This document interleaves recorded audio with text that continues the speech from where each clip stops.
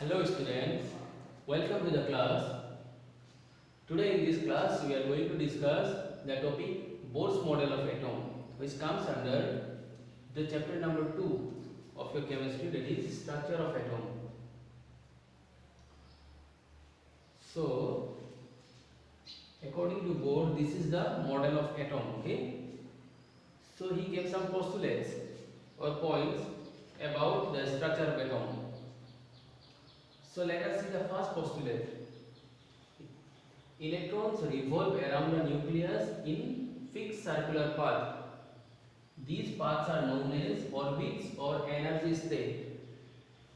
So let us see in the figure. This is the nucleus, okay? This is nucleus.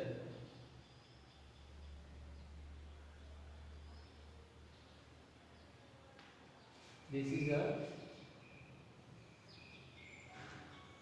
nucleus, and these circles are orbits or paths. This dot is electron, let us suppose, and this dot moves, or this electron move in a circular path in this orbit around the nucleus. Okay, similarly the electron present in the orbit, that is number 2, n equal to, it also moves in the circular path around the nucleus. Okay, these are the paths. These paths are fixed. Okay, we cannot see any electron moving here or here.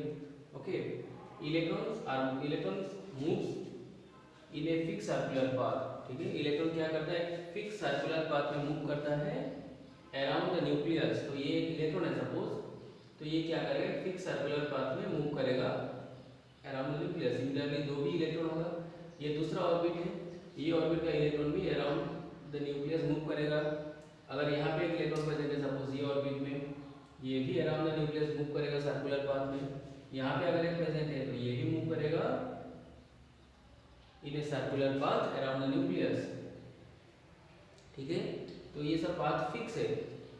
1 2 3 4 5 6 ऐसे path fix होता है, जैसे इसके अलावा और path नहीं हो सकता. ठीक है, तो this paths are known as orbits और एनर्जी स्टेट. ये जो सर्कुलर पाथ है, हम लोग n इक्वल 1 2 3 4 देके जो लिखे हैं, वो सर्कुलर पाथ को हम लोग क्या बोलते हैं, ऑर्बिट्स और एनर्जी स्टेट. ठीक है, this circular paths are known as orbits और एनर्जी स्टेट. ठीक है, and the energy of this states are fix. जैसे ये सपोज ये n इक्वल 1 है, मतलब फर्स्ट ऑर्बिट है, तो इसका एनर्जी E1 हम लोग लिखते हैं, E1 से डिनोट करते हैं. इसका एनर्जी फिक्स है, कभी चेंज नहीं होता, इसका एनर्जी जो है वही फिक्स रहेगा. सिमिलरली n इक्वल 2 का भी एक एनर्जी फिक्स होता है, हम लोग लेते हैं E2. सपोज इसका भी एक वैल्यू दिया है, ये क्या है E3, और इसका एक वैल्यू दिया है सपोज E4. तो ये सब का वैल्यू एनर्जी फिक्स होता है.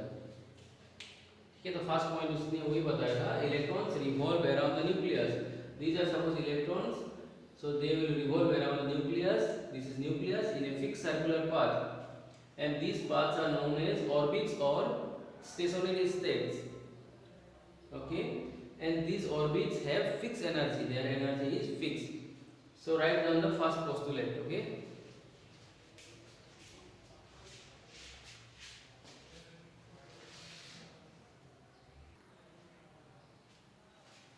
okay student, now let us move to the second postulate.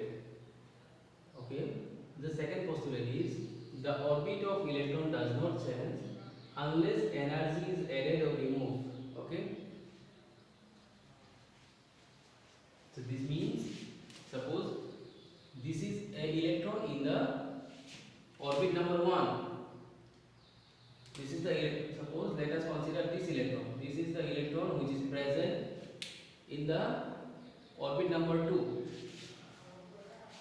तो ये ऑर्बिट नंबर 2 में है, तो ये ऑर्बिट नंबर 1 या 3 में नहीं जाएगा, 2 में है तो 2 में ही रहेगा. कब तक रहेगा, जब तक हम लोग इसका एनर्जी, इस पर कुछ एनर्जी डालते हैं या एनर्जी रिमूव नहीं करते हैं.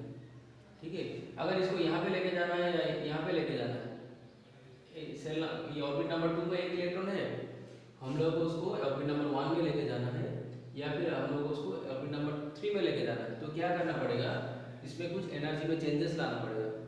अगर हम लोग एनर्जी ऐड करते हैं if we add energy, then it will move to higher energy state, that is n3 में चला जाएगा. Or if we remove energy, then it will move to the lower energy state, that is E1. So what happens, right?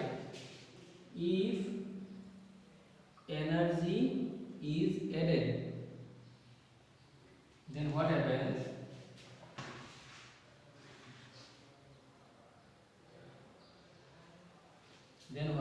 Electron jump from lower energy state to higher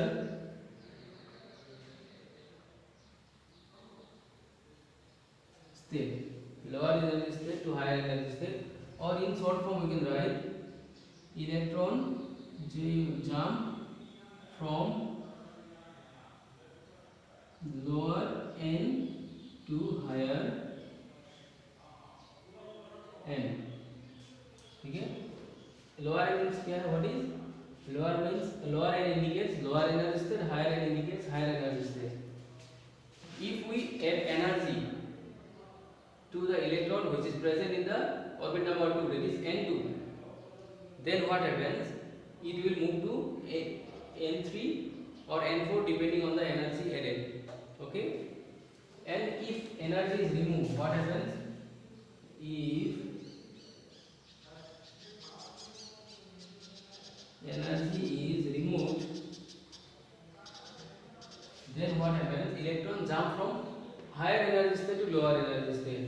Okay, electron jump from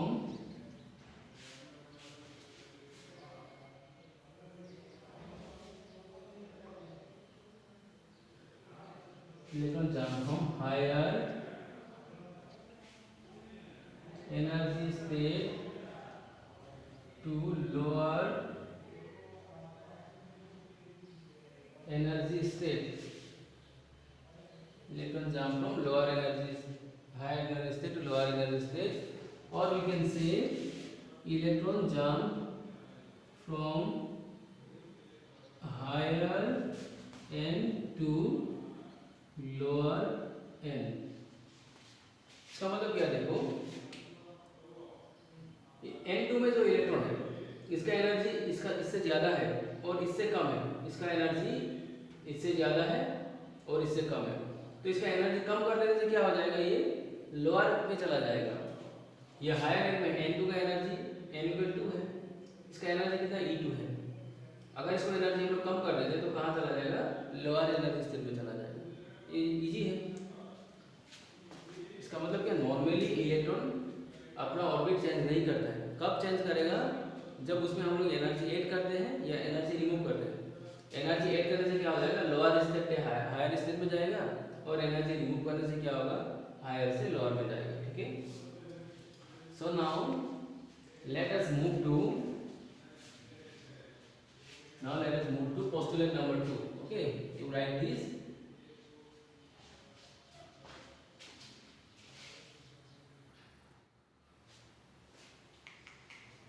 Okay, student. So let us see the third postulate. This postulate defines wavelength of radiation emitted by atom depends on the energy difference between initial and final state. तो इसमें क्या होगा, देखो wavelength किसके ऊपर depend करता है. एक इलेक्ट्रॉन सपोज पहले ये स्टेट में था, अभी यहाँ से यहाँ पे चला गया, n2 में था n4 में चला गया, तो वेवलेंथ को हम लोग कैसे निकाल सकते हैं. ये स्टेट का एनर्जी कितना था और ये स्टेट का एनर्जी कितना है, इस फाइनल एनर्जी से इनिशियल एनर्जी को हम लोग माइनस करेंगे. ठीक है, तो ये फॉर्मूला अप्लाई करके हम लोग निकाल सकते हैं. We can calculate by using this formula. Okay, so difference between initial and final state. Okay, तो देखो इसमें क्या होगा, h इसको इंडिकेट कर रहा है, h है प्लैंक्स कांस्टेंट, इसका वैल्यू ये है, और c क्या है, स्पीड ऑफ लाइट. ये वैल्यू को याद रखो, ये फॉर्मूला हम लोग याद करेंगे बाद में न्यूमेरिकल करने के लिए. ठीक है, तो वेवलेंथ को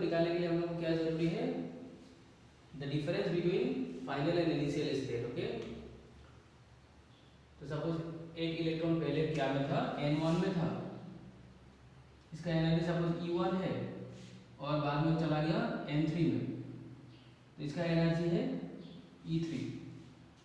हम लोग को क्या निकालना है, वेवलेंथ लैम्डा निकालना है। अननोन ये होगा, H और C का वैल्यू हम लोग जानते हैं, वो दिया है, क्या क्या है, H का वैल्यू ये है, C का वैल्यू ये है। अगर हम लोग को इसका एनर्जी और इसका एनर्जी मिल गया, सपोज N1 का एनर्जी क्या E1 है और N3 का एनर्जी क्या E3 है, तो हम लोग कैसे निकाल सकते हैं, हम लोग लिखेंगे if one electron from n equal 1 moves to n equal 3, then what happen, 1 by lambda equal 1 by h तो होगा ही, क्योंकि h और c ये फॉर्मूला अप्लाई किया है।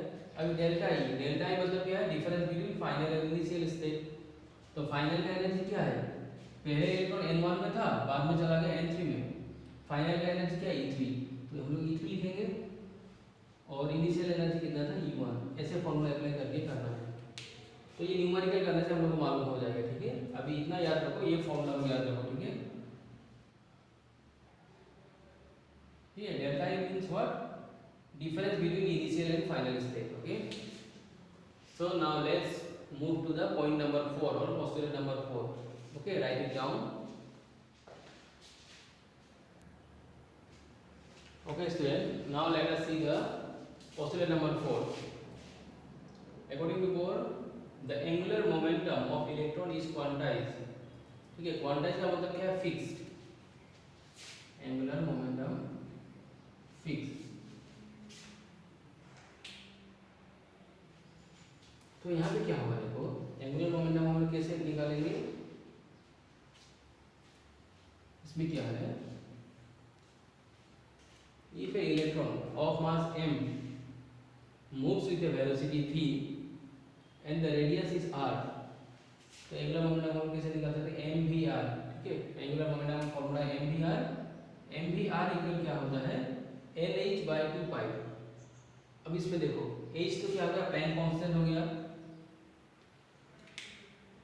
2 तो हो गया, पाई का वैल्यू हम लोग जानते हैं। n क्या होता है, n ये सब होगा, ऑर्बिट का नंबर 1 2 3 4 ऐसे हो सकता है, ठीक है। n का वैल्यू क्या क्या हो सकता है, ये याद रखो, n can be 1 2 3 4 etcetera, but n can not be 1.5 2.3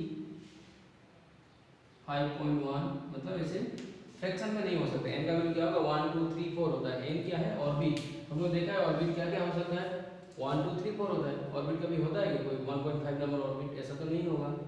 orbit क्या होगा, 1 2 3 4 ऐसे होता है।